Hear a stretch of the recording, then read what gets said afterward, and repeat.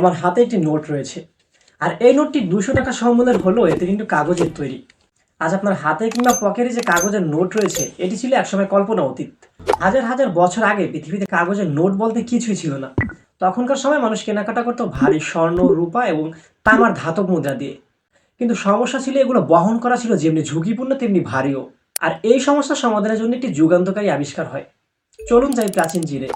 তাং রাজবংশের শাসনামলে প্রাচীন চীনের ব্যবসায়ীরা স্বর্ণের মুদ্রা ব্যবহারের পরিবর্তে এক ধরনের কাগজে লেখা রসিদ ব্যবহার করত, এবং পরবর্তীতে সাং রাজবংশ শাসনামলে ওই কাগজের রসিদকে বদলে দেয় রাষ্ট্রীয় টাকায়।